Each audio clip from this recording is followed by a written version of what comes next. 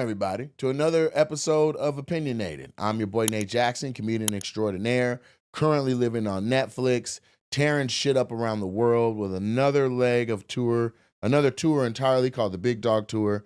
I don't want to spend my time tooting my own horn because there's people that have been in here before. You are familiar with that, so you're like, don't talk about yourself a lot. But listen, if you really are a fan, then you know I got to say that to the people that are the new viewers. Hey guys, thank you for joining in. Welcome to the family. It's myself and Trenton Cotton, and this is the Opinionated Podcast. I have some sponsors that I'm going to take care of during this episode, but I promise it's not going to be overwhelming. One is going to be DraftKings. Another one is going to be The Roses. The Roses is my clothing line. Can we pan out to the big shot? The nice wide shot? Yeah. This is The Roses, okay? This is what I was wearing on my special. The pants are The Roses. The hat is The Roses. You can go to rosescollection.com. This is high quality, handcrafted designer clothing. Matter of fact, these pants and this shirt is also The Roses. And one day, Trent will be motivated to put some roses on. We're not there yet, but we'll get there. But anyway, make sure you check out the rosescollection.com. Beautiful clothes, lots of stuff. There's 4 levels. There's like super casual, then there's like semi-casual, then there is step out kind of wear, like nightwear, and then there is like full on upscale red carpet type outfits. We have pants, we have crew necks, hoodies, sweaters, jogger pants, we have jackets, hats. So it's full service. So rosescollection.com.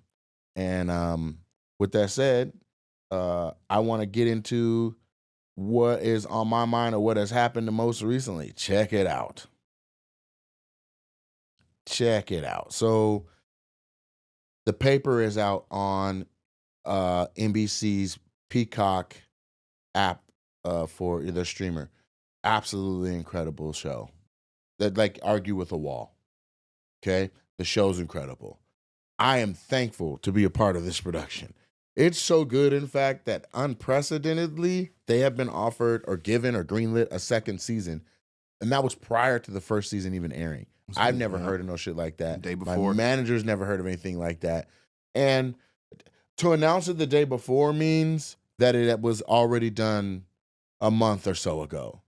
Right? Like to have that timing to be like, let's make the news before we hit. Like it helps people come watch it to be like, dang, this is good enough that they already know they want to do a second season of it. Plus the writers are already in the writer's room. Plus they're already, you know what I mean? They're already back. If anybody lives out of LA, they're already back in their unit or whatever to get back to work.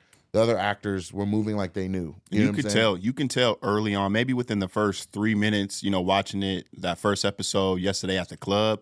And I like how they kind of explained like, in 2 minutes and 30 seconds, they crossed the bridge completely from Dunder Mifflin over to the paper. If Oscar wasn't in it, I understand why they did that. Yep. But if he's not in it, it's a great show. Like all the other employees of The Office, like they're all good characters. Yes. They're all good characters. It could definitely stand on its own. And no Oscar, there's almost no attachment to the Office in the past. But you might as well use that as the wind in your sails to get views to come over and watch and see and stuff like that. Which is why I understand, like even the little tidbits where he's on the phone with Stanley in one scene, those are nice, but all the other characters are strong enough. But I've watched it a couple times now, that one. So in the very beginning, the old man comes on and goes, Dunder Mifflin, those guys closed down. Oh, I didn't catch that. In the beginning, he's the first one. It starts on him. It goes to like I think it's a septic company or something.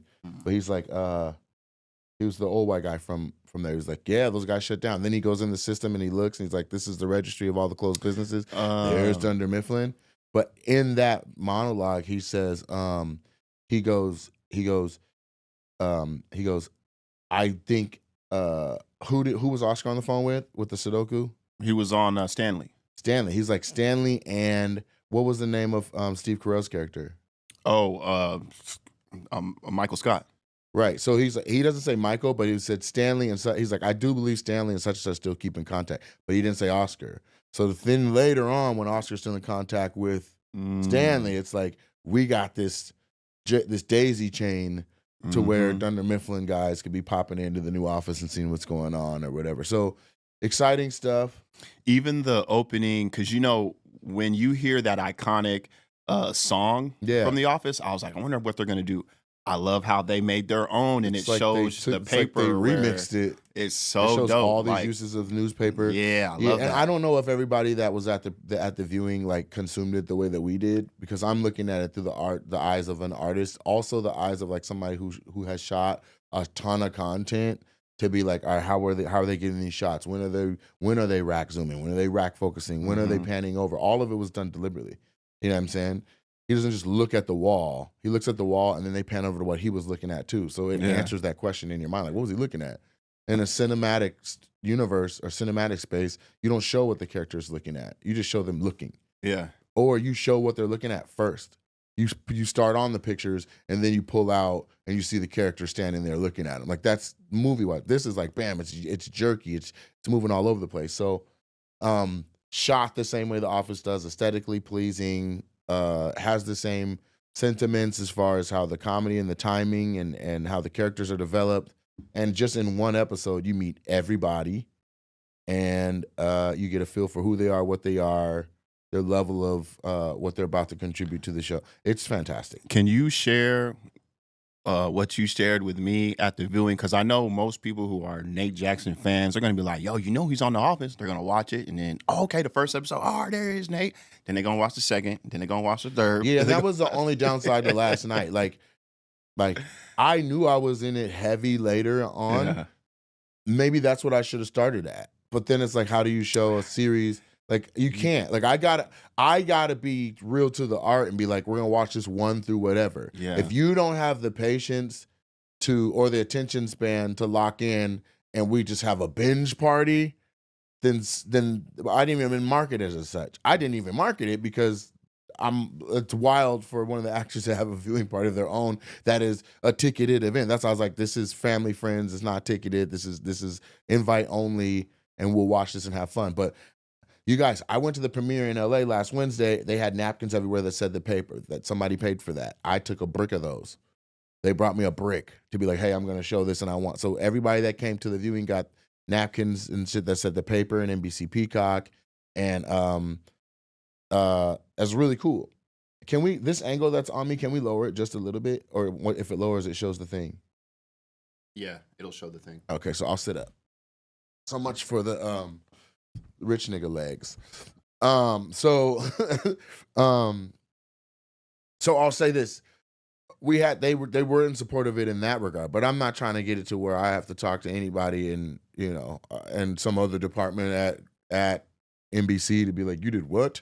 You know what I mean? So if you got the message, I consider you somebody I wanted to share that beautiful thing with. And so we watched episodes 1 through 4. I'm in episode 1 for, I believe, 4 seconds and then another 6 seconds. So you got me for maybe 10 to 15 seconds. I spoke for about 10 seconds. I'm on the screen for maybe 15. Cool. That's the biggest comedy production in the history of comedy. And this is its spinoff. And this is now a bingeable thing where you don't got to wait episode to episode to episode. But now I am extra thankful that they dropped it all at once, because we would have been waiting a month and a half, 2 months to see me on the screen more than the first 9 seconds. Right. Or whatever that was. But my mom, I didn't keep my mom from being like, are you in this? Shit. Like, it's like, mama, god damn. Like, and that's the thing. Like, for those of you that are like friends and family or of somebody that is talent, understand first, what is this opportunity? What is the scope of its, like, why is this important? Then, okay, now I'm in it, or your loved one is in it, so you can appreciate it on the levels that it is. Like, if you don't appreciate The Office, then first of all, if you don't appreciate episodic TV, no matter what the show is, right? If your go-to is Rachel Maddow every night, then watching a comedy sitcom, whether it's Big Bang Theory or this or anything single cam or multicam, like all the term single cam and multicam are foreign to you, you're not in the place to even appreciate like what this, like the full grandeur of what this is. Now, you can't just watch it on face value and be like, do I find this sitcom interesting, and still appreciate it? But it ain't the same as like the lens of like understand, like really understand, like for my mom to be like, are you in this because I don't have more screen time in the episodes that we showed, is like, mama, stop. Like, this shit is already greenlit for season 2. I'm in 6 episodes. So not only am I in that first one, there's 5 more. We watched 1 through 4. That means episodes 5, 6, 7, 8, 9, and 10, right? I'm in 5 of those.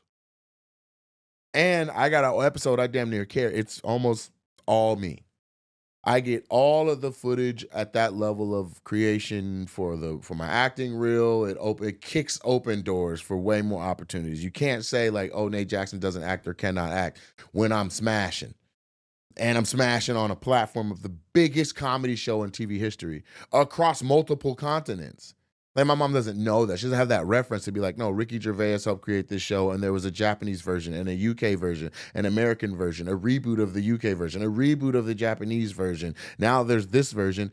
I didn't know there was a Japanese version. Yes, and it was a #1 show. It was the #1 show in the UK, #1 show. And there was one, I believe, in either Australia or New Zealand. And so that's why Ricky Gervais gets executive credits without having to really set foot on a set. You know what I'm saying? Because his concept on Office Place comedy has been redone and done well, and it is licensed everywhere. Sit back, get paid. That's the dream. So if you don't understand that, and that's my mom, who I love dearly, but she just was like, baby, are you in this? I know you just saw me. You just saw me on the screen. So what you're making relevance to is, hey, I'm not seeing a lot of you on this. And I'm telling you right now, for something that's that big, you don't got to see a lot for it to be the type of thing that kicks open doors and creates new opportunities. Also, it's a season. So if I'm verbalizing that I'm in later episodes, then that ought to be enough to be like, yo, that was dope. Like, appreciate what you are watching, to be like, when you are the one on the screen, I know this is gonna be fire. And all day yesterday, I got messages and screenshots from people that showed my moment at the pinball machine. This morning, I woke up to messages where people have now they've caught up. Yeah, they're in episode 5 and 6 and 7. My frat brother sent me a message like, dog, when you're singing and you're on the ground singing with that dude, I could not stop laughing. I'm like, thank you, but nigga, I didn't know what take they kept. So I didn't know if they kept the one where I just talked, or if they kept the one where I ad-libbed and started singing. I don't know if they took the one where I stayed standing, or if they took the one where I forced him to the ground. And then after that, they're like, yo, just go to the ground. So I don't know which one they got. So spare me, the don't fuck it up for me, because I did each thing. Everything you see of me on the screen, there's 15 versions of that I gave them. We just sold some roses. That's what's up. So there's 15 versions of every single angle, and all the angles that I did. I don't know which one made Final Cut. So when I'm watching it, you know what I mean? Hence the app name Final Cut. Like, that's why it's called that. You don't know what made Final Cut. That's dope that you're watching this just like all of us. You know what I mean? Like, yeah, you were there. You were in the takes, but you don't know. But I'll take it a step further. I did my stuff where I'm like the pinball machine and all that, whatever. I'm like, bet. I come back home. They still shoot for 3 weeks. I don't know what the fuck is in any of those episodes. I know I met them too, and they came down and they were cool and all that. And we came, in between sets, we talked and everybody chopped it up and all that's fun or whatever. I didn't know he was from the Chicago office and coming in and he was the main boss and that she was the girl that was already there and all that. You don't know none of that. Spoiler alert. No, that's not a spoiler. That's in the trailer. Oh, you're talking about the head boss, not talking about your character. No, my character. That's none of my. Okay, I was about to say, wait. Nah, that's none of my. That's not my.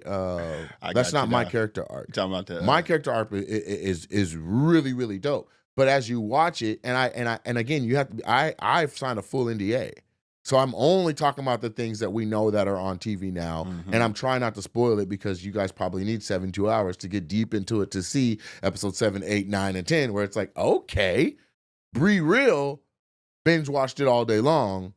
She came and was like, I already watched this whole thing.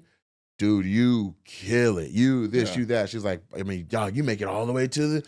Yeah, Brandon White. All the way to XYZ. And I'm like, yeah. Brandon White told me the same thing. He talked to her after, I think they came to the club, and she was just like, I'm blown away. Like, yeah, I wanted to support Nate because, he's the guy and but she was like, aside, everything aside from that, the show is great, and Nate is Really a good show. great addition to the show. I'm sorry to interrupt the show, but I got to pay some bills. DraftKings Casino has your playbook for gaming action all season long. Play thousands of popular slots for a shot at jackpots. Over $400 million has already been awarded.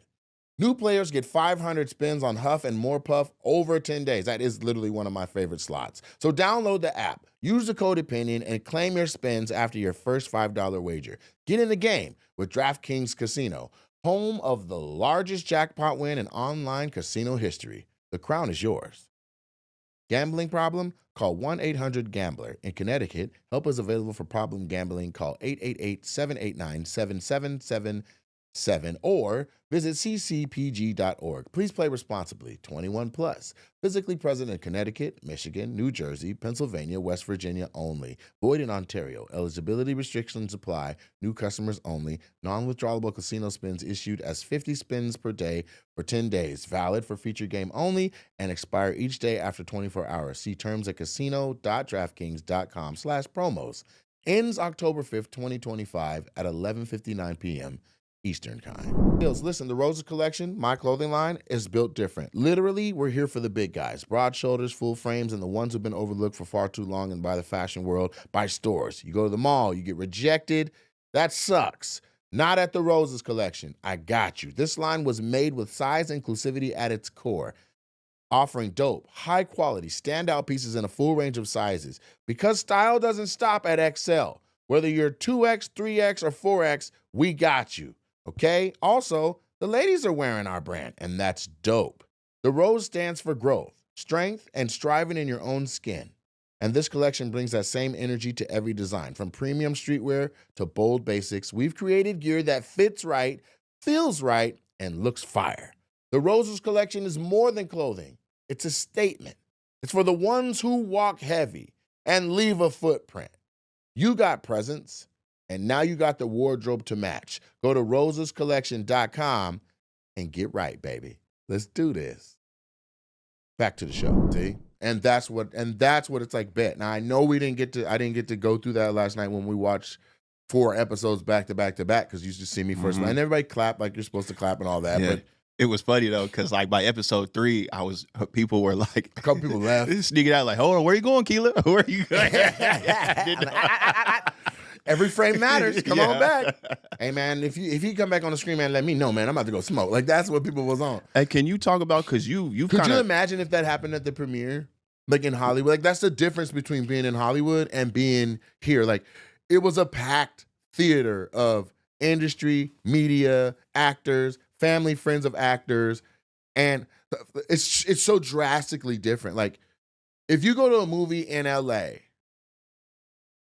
people watch until they see the special thanks of the cities it was shot in. Like, thank you to the Animal whatever of America. Thank you to Georgia Peach Film Foundation. Thank you to the Louisiana Film and Commerce Division. Like, way, way at the end. I'm talking about after the additional scenes.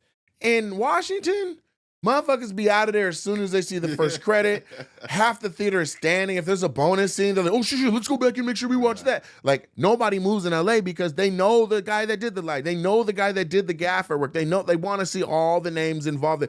And don't let it be an animation where the names are like fucking 3,000 names and they're all, Asian names. You can't even read them but that's who they rendered out all the stuff and made it look like, you know what I mean? Like, so they'll be like, New Zealand cast, New Zealand crew. If these movies that are shot all over the world, like the credits on, let's say, a 007 movie, holy shit, they shoot all over the world. So like Brazil team, New Zealand team, da team, right? So we're sitting still for all of that in LA. No one's even thinking about moving. And it's rude to be like, hey, sit the fuck down. Like somebody might say that in LA. What are you doing? Nigga, your shadow is blocking me being able to see, or your silhouette, or you are physically in the way of me seeing my homeboy go by. I'm trying to get a picture of my boy. Like, this is the epicenter of where we create stuff at. We are in Washington, and people are walking out during active scenes of this thing. I didn't ask for much. Yeah. You know what I'm saying? But it is what it is. Whether they get it or they don't get it, they will. They will. You know what I'm saying? At the end of the day, I could have did that at my house in my own fucking theater and invited 9 people. Right. I wanted to have that open to the public and invite people and like here's some. I mean, I wanted to have it open to more family and friends than I feel comfortable with in my own home. But I wouldn't say that I'm calling that the public. You know what I'm saying? Can you share, because you've already talked to me about it, but I think it's just a cool story. But it's not like they said, hey, Nate, we got this. Okay, you auditioned, you get the role, and then you coming into that, you just thought this is your one scene, right? You did your scene, you went home. Can you talk about how they added you on to more No. and more? I can't. You can't? Oh, I thought you, I mean, that's in the part of like talking about hiatuses and expounded, right? That's like, I can't. But guys, know that they gave your boy a moment and I kicked that bitch open into, I'm now on 2 seasons of something. Like, that's what this is about. just saying, like, I guess just earning, like, it's Just like, earned. because you have the other cast, like those characters were like locked in, and I think it's cool to hear, like, okay, you auditioned for this one. I went out for Dietrich. I can say that. Okay. And Dietrich is Melvin Gregg. Me and Melvin Gregg go back to like Vine days, shooting skits and sketches and stuff like that. So I was like, I hope I get this, but if I don't, I hope he does. Like, that's where I was at and I knew that from call sheet, from sign-in sheet at audition, because he was 5 names above mine on the sheet. And I was like, all right, well, he already rocked. You know what I'm saying? So when they put your role, your character for that scene, I guess I'm asking, did they already have you kind of like, okay, this character for Nate is going to be involved for all the rest of the episodes, like going in? We'll never know. Okay. We'll never know. That would. I wanted you to be like, yeah, I came in for this one thing, and then they seen it and it's like, oh, we could use him for more and more and more. I and would then they love wrote that you to be. in. Let's say I would love that to be the thing. I would love in my world to be like, I was so dope on set. I was so prepared for my stuff. I was so nice and cool and fun on the set that they're like, we love him. Let's add him to the team more. Let's take a break and write more scenes for him. Let's take a break and actually write a character arc for his character so that he's ramped up and used a lot and way more screen time because we just fucking like Nate Jackson. I would love for that to be the story. My ego would love that. Hey, when I came in, nobody knew who I was. I was just a great actor. Then they got to know who I was, saw the rest of the world that I've been building for 24 years and was like, this kid is an asset. I would love to think that that's what happened. We'll never know. We'll never know. That's what is part of the genius is like, and like 20 years from now, I'm like, could you tell us about the character? And you guys want to know something fun? And that's not for me to say. That's for Greg Daniels, Michael Coleman, the writers, showrunners, the creators. I'm just happy and humble to be a part of it and to get any more frames than the one that I was originally thought to have. Right. So when Zach, your agent, calls you back after you already shot that scene, you're back in Washington, and he's like, hey, you actually have to come back to do more. Are these surprises to you? Yes. Or you're like, every call is like a hell yes. That's what I wanted. Ooh, ooh. That's all I wanted to. I told you I kicked the door open. Right. That's what those calls are. That's why me and Zach are always in celebration mode. Another high five. Yeah. You hit me at 2 a.m. to be like, hey, an announcement's going to get made. They're getting season 2. So is it safe to say, and I'm saying this to the viewers, of how cool for me looking outside and I'm just kind of behind the scenes and watching this, you knew you had, when you got the role for that first episode, the pilot episode, yeah, everything else after that you see Nate in was this like surprise of like, oh, they want me back? Okay, yes. I'll fly back to do it. Like, I didn't know. It was all surprises. It could have been just that one. Not only it was even crazier than that. They'd be like, hey, they need you back next week. I'm like, oh shit, bet. Cool. What we filming?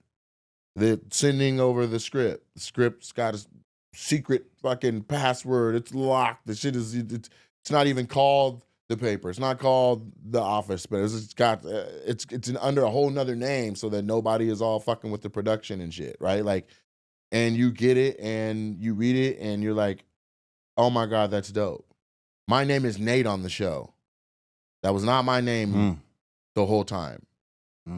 I don't know how we got there. I don't know the process for me being called me, but I know that I was at one point a different name, and I know the name. That's so That's dope, not something man. I'm finna be saying because that might fall under the motherfucker. Don't be telling motherfuckers names be changing and shit and what it was and nah. Yeah. Like I was so me that I got called my name. Larry David did that same thing on Curb Your Enthusiasm. That I ain't got no NDA on. I'll talk very candidly about that. Somebody told me if Larry likes you as an actor and he likes working with you in the scene, he'll call you by your real name. And by my second take, he was like, "What's your name?"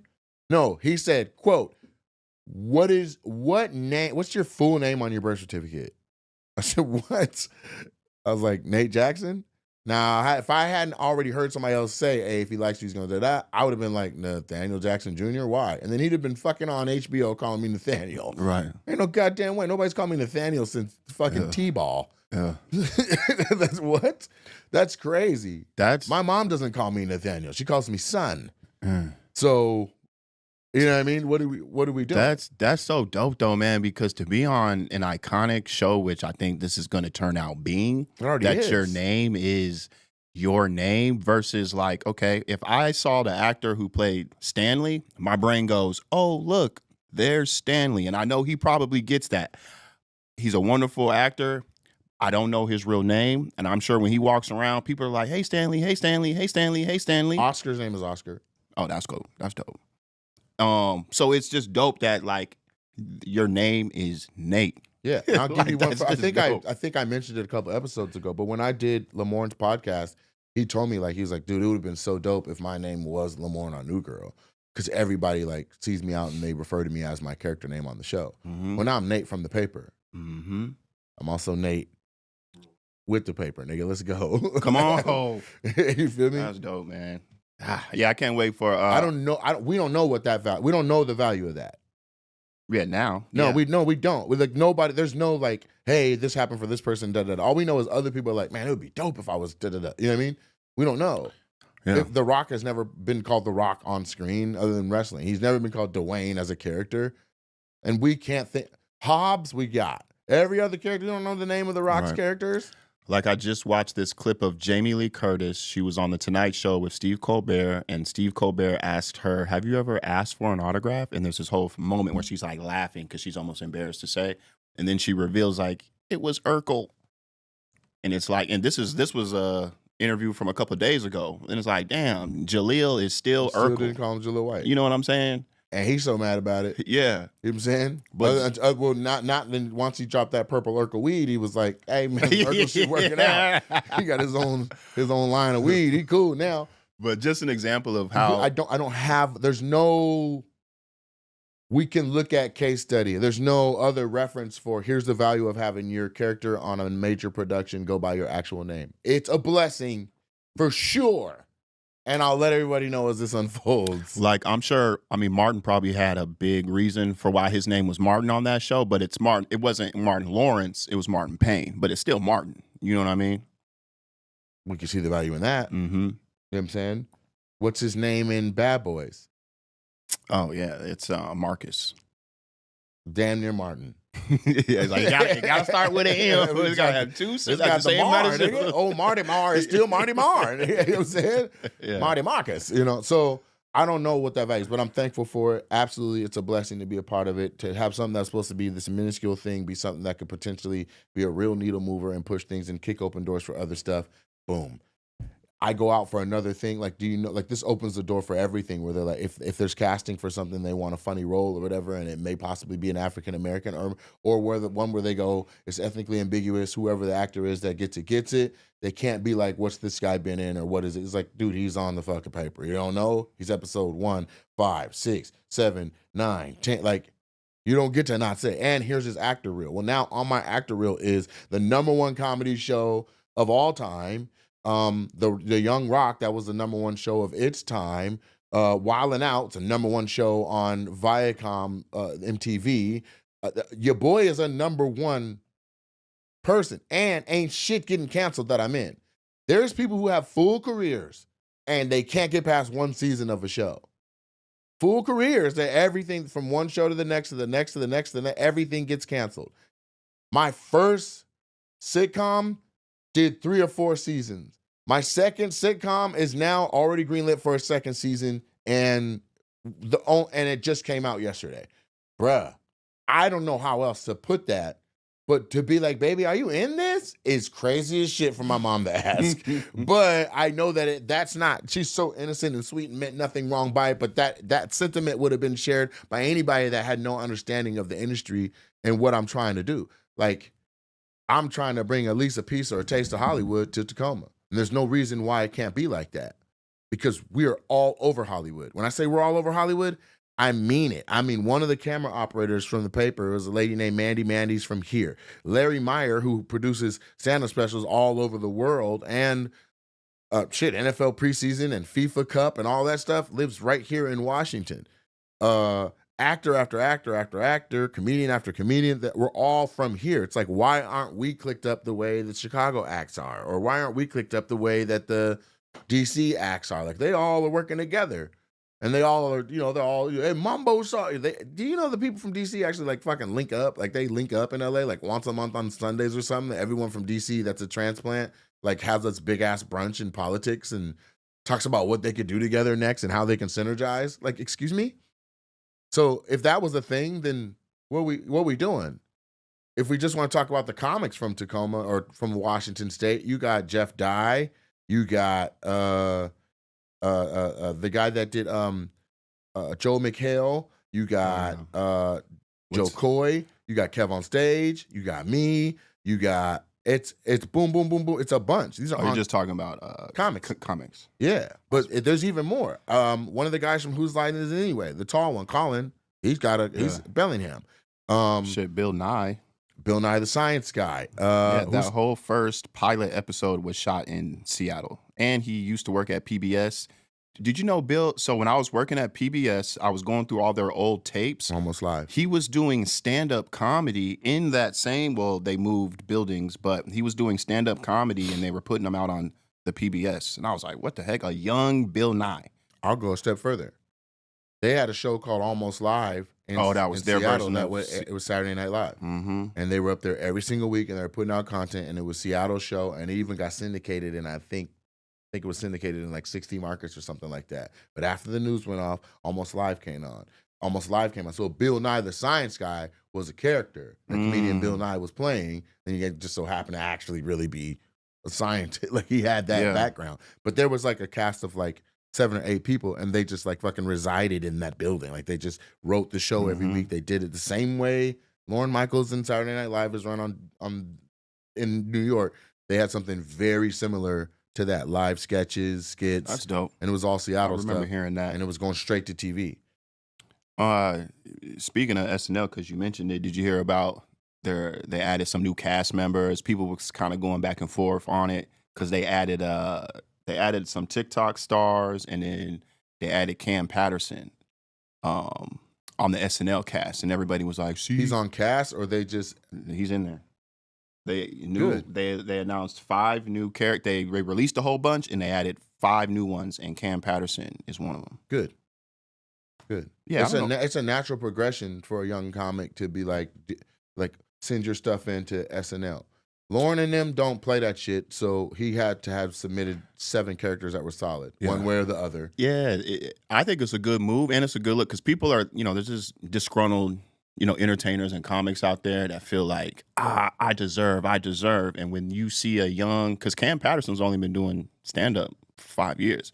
He even put it on his little post about him being announced. He was like, Mondays changed my life. And he's talking about the Kill Tony Mondays. Mm-hmm. That's where he cut his chops. That's where he got his, his name, made his name. And that's how he was able to tour around the country, selling out clubs and stuff. So I think it's a smart, Lorne Michaels is like, I'm pretty sure he's looking at the ratings. I mean, we got to we got to shake something up. We need to put people on this cast that people are watching in other places. Saturday Night Live was never the same after Eddie Murphy as from before Eddie Murphy, right? Yeah. Because you took a young, amazing star, stand-up star, and put them on national broadcast television every Saturday, and they barely missed, right? Mm-hmm. So then after that, that's the space that they tried to have Damon step into. Then Chris Rock. Then Tracy Morgan. Once that mold was there, Tracy. And I don't want to sound uneducated because I don't know the full all back background history on SNL, but there was a before Eddie and there was an after Eddie. That now that archetype existed on the show. It didn't before that. Mm-hmm. Does that make sense? Mm-hmm. And so this feels like that to me. Like, okay, cool. Yeah. Young hot comic, give him that. That was Keenan. That was you know what I'm saying? Like you just go through, that was Jay Farrell. That was like they're chasing the dragon. And I watched I hope Cam kills it. I don't know too. him well enough or have seen enough of his stand-up to know what I think is comfortably in his wheelhouse. But I think he's handling everything that has been thrown at him with grace. It's wild. He's right now he's the archetype of wild nigga with rocks in his pocket. Yeah. Like that's what that is. That's what it is. You know what I'm saying? I know. I don't know. I have never seen him write a skit or a sketch or whatever. So it'll be a first time watching things and seeing how they use him. That's what I'm curious on, to see Cam on live TV, NBC, and not being able to say the N-word, because that man says the N-word like every third, fourth word. He uses it as a comma. Yeah. So that'll be interesting. and also it's a grueling schedule. You know what I'm saying? So that I know. I've known people who've written for Saturday Night Live. I've never even sent in a tape. I've never auditioned. It was never something, because I don't want to have to go live in New York. Mm-hmm. Fuck that. If they come and knocking and say, send us something, maybe. I mean, they did. One of the people that work in, or that is a part of Lorne Michaels' network, reached out and we started having a conversation. We even have a meeting set. But that was off of JFL and Larry Meyer being like, look, this kid's coming up there, you need to check him out, or whatever. That's that. But Zach's like, is this something you want to submit for? And I'm like, if I get it, what happens? We got to go live in New York. No, fuck that.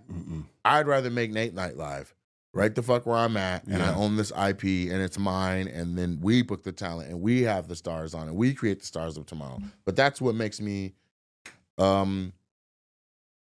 dangerous in a sense, but I don't think it's necessarily something that should be dangerous, because I want us all to get money. I want everybody to get money. I want all your kids to go to college of their choice without having to worry about what it costs. I want everybody to drive the car. I want everybody that's in my universe and in my sphere, my stratosphere or whatever, to be like, I don't have to worry about my bills. Would you ever feel like you would need to leave Tacoma to, I guess, be the thing that you want to be, or do you think you can be the thing you want to be here in Tacoma? Both, but in order to do the latter, I got to be hard-headed, recalcitrant, and commit to a shitload of flying and being in and out and in and out and in and out. Yeah, because I watched this documentary that made me think about you the other night. It's Trey. Who were the creators of South Park? Yeah, Trey Kennedy. Yeah, is that it's Trey? No, it's Trey Parker. Yeah, Trey and Parker. His other homeboy, I forget his name. The one with the voice, Seth. Yes, Seth Meyers. Yeah. Yeah. No, not Seth Meyers. No, it's Trey. And no, Seth Meyers is on Saturday Night Live. Yeah. Anyway, the South Park. McFarlane. No, What? it's not. I gotta Google it. So I got a laptop right here. Hey Siri, who created South Park? Matt Stone. Matt Stone. There it is. Matt Stone and Trey Parker. It's about, now they're Colorado boys, born and raised outside of Denver, and there's this famous Mexican restaurant. They added it's called Casa Bonita. Have you heard of Casa Bonita? Have not. They put it. It's Colorado famous, but they've included Casa Bonita in multiple episodes of South Park. Right? It's like it's the Disneyland of Mexican restaurants. I remember going there as a kid. They had like cliff divers jumping into like a pool. This is all inside the restaurant. They got video game area. Like it was a magical place as a kid, and Mexican food, right? And they had like actors running around playing characters throughout. It was crazy. Over the years, this thing opened up in the mid 70s, and it just fell apart, right? And Trey, he's like, man, this was just so much part of my childhood. I need to save it, and it's just run down. So he bought it, right? So it's the story. It's a documentary about them buying it and then them spending. Their budget was $6 million. When it was all said and done, $30 million to restore this thing, because there was so many issues with it. It was crazy. So whatever, they put the money. So now it's back. It's back. It opened up in 2023, I believe. Okay. Now there's this is where it makes me think about you at the very end of the documentary, and Trey is there for the first opening night, and everybody's just going up to him. Oh my God, you're Trey, Trey, Trey, Trey, Trey, Trey, Trey, Trey, Trey. And then by the end of that night, he goes, dang man, I got this realization of I spent all this time, energy, blood, sweat, putting Casa Bonita back and making it better. I can't be here. He was like, I did all of this, and it's almost like raising a kid. You put all this time, and then I have to just kind of like let it go. And now I have to go back to being like, I got to go back to LA. We got to do South Park and all that. But he's like, I can't be here at Casa Bonita like every day, and like I can't. And it's just a crazy feeling of how the years he spent, the money he spent to get it back, and then him seeing it and back in all its glory, all these people here. He's like, I can't be here. But that was enough. And he was like, I'm glad that it is. And if I want to check in with GM or whatever, but he's like, I can't be here. And it was like a heartbreaking moment for him. But he's like, yeah, I just can't be here. And it made me think of you only because of you got your comedy club. And it's like, that made me think of Nate because Nate is a national touring headliner. Like I'm saying, international. International. That's right. International. He's an actor, and then that is going up. We got the papers out now and all of that. I know what's buzzing around behind the scenes, the clothing line, and I'm just like, I felt that when Trey said that, because I see it in you with what your operations and what you're going through, like with the club. And it's like, yeah, Nate physically like cannot be at like Nate Jackson at Super Funny Comedy Club because of everything else Nate Jackson is. And it's just I would encourage you to watch that. I thought it was a good documentary of somebody who's already successful and then wanted to make something that he loved and knows that it will put joy in people's hearts. And when he made it the thing, now he put the right people there in place to where he, doesn't have to be there. But he was just like, I can't be here, man. Because I take away. If the club ran the way the club was supposed to run, my anchor to the Northwest is my parents. Mm. And they've already said, nigga, don't stay here for us. We want to leave. We want to go to Phoenix or somewhere warm. Ron and Linda got a place down in Vegas. We'll get us a place. Ron and Linda. Yeah. Best friends, Ron and Linda. So it's like that. Plus, I never intended to have one comedy club. Mm-hmm. When I said I'll open one, it was always to be like, this is going to be the mold for continuing on and opening more. Does that make sense? Mm-hmm. So, yeah. I mean, my parents are like, I don't want to be I want to be able to, like, even the other night, like I went into, like in the middle of the night, I went and did hair and makeup for the Bill and Ted Excellent Adventure sketch, but it was in my kitchen, and my mom's like all with her little rollers in, giving me kisses and all, and my dad's like, what y'all got to do that? Right. What you got that? What y'all in here doing? You know what I'm saying? Like, their level of involvement to be able to come to the premiere of the paper, even though they don't understand what the fuck the magnitude of it is, I'm thankful that they got to come. I'm thankful they got to be at the Netflix special, at the Netflix premiere, like, that is something I can't, you know what I mean? Like, if I want to, I can just go to church with them, or I can see them. Because one thing that ain't going to stop is the clock from ticking, and life is fleeting for all of us. So I want to get as much time with my parents as I possibly can. I want to take none of that for granted. You know what I mean? I never had grandparents. They're all dead. Or my grandfather was 103 when he died, but I met him at 99, and he lived in Louisiana, so I got to go back and see him, I think, 3 years later when he was, I think I saw him at 99, 101, and 103. And in 103, he was in a box. So my parents are that's my parental structure. I don't have a grandparent situation, or I don't even have godparents. Like, that's not even a thing. So I want to spend as much of that time and soak all that up as I can, because once they're gone, they're gone. In the perfect world, I would have kids that would be experiencing them right now too. You know what I'm saying? And I don't, because all of this is what I've given birth to. So, yeah, that's not a shallow question at all. Like that has a lot of depth to it. But I'm also not looking at it from the vantage of like, I'm in Tacoma. What would it be like to run this career from another place?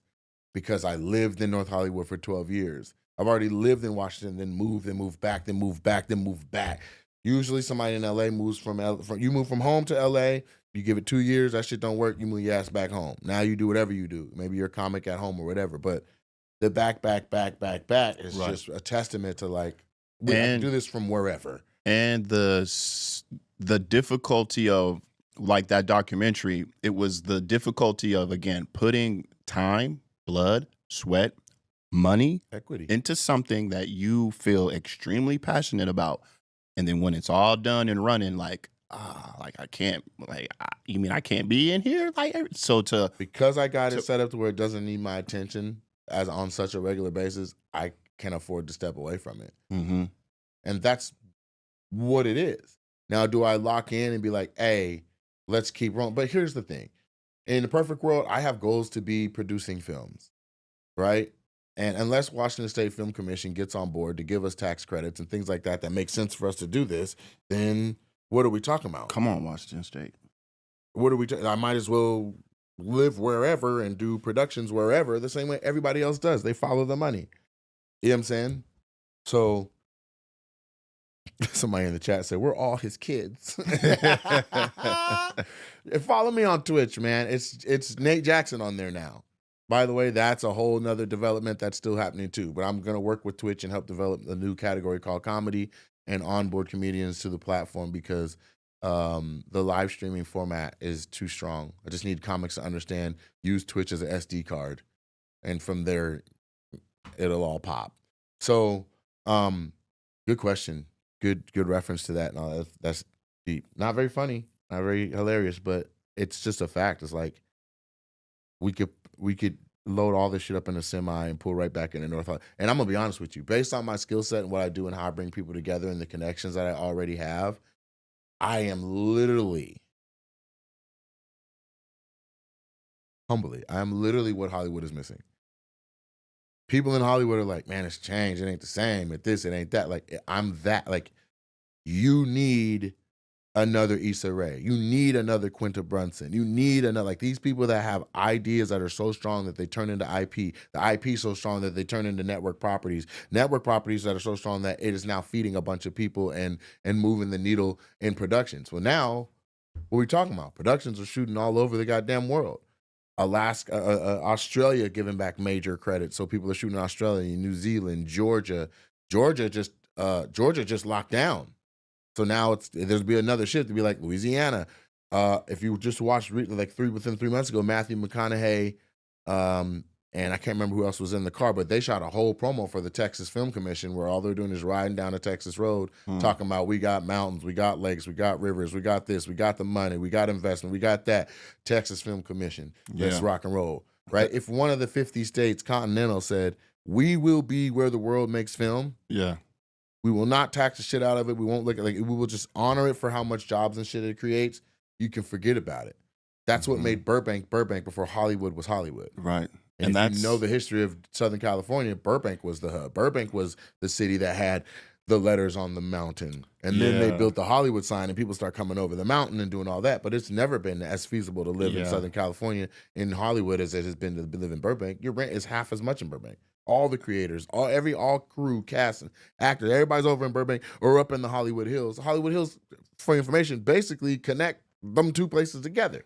And more states are trying to be like a new film hub. I was talking to Zach like 2 months ago, and I was telling him about it. I thought it was Netflix that was doing it, but it's Sony. Sony is investing billions of dollars building studios in Vegas to film stuff. Because Nevada's like, let's get it. Mm-hmm. Nevada Film Commission. I mean, Nevada is one of those states where that's the perfect type of place. It's too fucking hot there, but if you're on set or in a studio, you wouldn't know. It's only a few degrees hot. I mean, 20 degrees hotter than LA in the summer. Yeah, it looks like they're trying to build whatever that WB them out there. The issue is the reason it's not an issue and why it's a smooth thing is because Nevada is a state that has two cities if you want to get to the nitty gritty, like they have two cities that are that have real economies where all the tax money is made. One is Reno, one is Vegas. We can argue about what else is out there, but it's a lot of it is desert. Now, if you're gonna go and turn some of that desert, some of that land that you could probably get for 0.0001 cents on the dollar, and turn that into the next major studios and stuff, then fucking A, we have the money to pay for air conditioning, right? 50 Cent Ben made the move to be like, I'm about to go down to Louisiana, right? This is a New York guy doing productions in LA, Atlanta, and New York, and he goes, I'm about to build a studio. And I saw it. I did 50 Cent Humor and Harmony weekend. Holy shit. It is literally like fucking 7 blocks. It is huge motherfucking mungus. Huge. Tyler Perry bought the old military site and turned that into a studio. I hope Georgia at least gives him exemptions. You know what I mean? But right now it's like, okay, well, what all happens? What all is getting done in Georgia? And if you want to use a studio, like Marvel was shot at Tyler Perry's place. So this shit is exciting to me. Like I've steady been investing and having the capability to do at the very least short films or at the very least micro budget feature films. Like we could do that right now. We could just hunker down after the Big Dog Tour and be like, hey, from January to March, we're going to shoot a movie. And we don't stop until it's done. You know what I'm saying? So exciting stuff. Yeah, that's deep that, you know, they did all that stuff for this, for the Mexican Disneyland restaurant. And then he was like, I did it. Cool. Now I know it's going to affect and touch other people the way it did when I was a kid. Pause. But, I can't be here to do and run and whatever, operate daily, whatever. I gotta go. Yeah. Gotta go. And the Super Funny Comedy Club has been it's a dream, and it's also been, you know, fucking a nightmare sometimes. It's like it's a labor of love where it's like, all right, well, we, you know, right now we have mastered keeping the business open and making it so that all the employees make great money. That's what it is. But it would be fantastic if ownership, investor, we could get some money back. So now we're not on the cusp of that no more. Now it's like, all right, cool. We're going to get it there. Whether it's through training or whatever, we'll get it there. Whether it's through, you know, adding to management, we'll get it there. But if in a perfect world I got that running smooth, would I stay in Tacoma without my parents in Tacoma? I don't know what. I don't got kids enrolled here. I don't got, you know what I'm saying? I don't know. So it's either I continue to build an infrastructure that is like it's innate land here, or I go where that is a much easier thing. But I'm telling you right now, there's nothing like in one phone call, 11 goddamn DPs, gaffers, everything you need, and fucking 40 actors ready to go. There's nothing like, boom, we got our own warehouse. We go there and everybody gets everything is set up. Like right now, I have to fly in Mike Baldessari to do our lights up to the Hollywood standards. Right? To have this backlit, to have this lit the way Andrew Schultz shit is lit. Because he did it. He did Tom Brady's roast. He lit all that. He lit my special. Like to do that, I gotta fly people in. Right? To do Super Funny Presents, I got Marcus Russell Price is here now. He's here now. He's a New York resident. He's flying to Tacoma to see the club and see how it would look for Super Funny Presents. So we can create art. We can do this art. We can make this IP. We can literally take over YouTube from right here. The Cut Network is huge, and people don't even know where it's at. That motherfucker's in Seattle, in an alley, by the way. In a dirty alley with no parking, and they are crushing it on the internet with just a white room. So what do you do? Blood, sweat, tears, equity? Hunker down? Or be like, bam. Because even if let's say I got a woman that is phenomenal, unless she's anchored here, it's like, bitch, pack your bags. We're going where the fuck I say we're going. You get what I'm saying? Yeah. So, you know, if my family not gonna circle the wagons around my career, I surely can circle the wagons around loyal people that I trust that understand we're building something real. I'm proud to say I've seen growth in you, but I've seen you develop as a comic. I've seen that road and what we've done and what I've committed and me holding my word to you, watch you blossom and flourish to where a manager at 3 Arts was like, that motherfucker Trent's getting funny. Which I'm very appreciative of. Definitely am. I get it, but I'm just saying. Like that, to me, that's like, bet. I'm good already. And it's not gonna stop. I'm good. You understand what I'm saying? I'm good. I would have another whole nother tax bracket if I didn't try to open a comedy club twice. And the second time, 100% on me. Would be a whole nother tax bracket. But this is something that I'm like, this has to happen. Tacoma needs this. You know what I'm saying? So anyway, I don't want to beat the shit out of it. We might as well end this the way we end our live streams. And that's with a little bit of a prayer. That ain't your thing. Figure out what to do right now. If you got a different deity, channel that. But I just want to say, Father God, we come to you humbly and appreciative of the blessings that you've been bestowing on us and the travel graces that you've given to us and the health, the health and wellness and coverage you've had over myself and my friends and my family. And in the cases where we've lost people, that you've helped those families cope with it, that you've helped it be a transition that was not, riddled with nonsense and negativity. Father God, you have been showing out in my life and my friends' life and others' lives. You're showing what blessings are possible if we just listen to and obey your word. So I just want to end it with that. Thank you very much for tapping in and listening. I appreciate you. 2 or more gathered together, we all say amen. Amen. That is.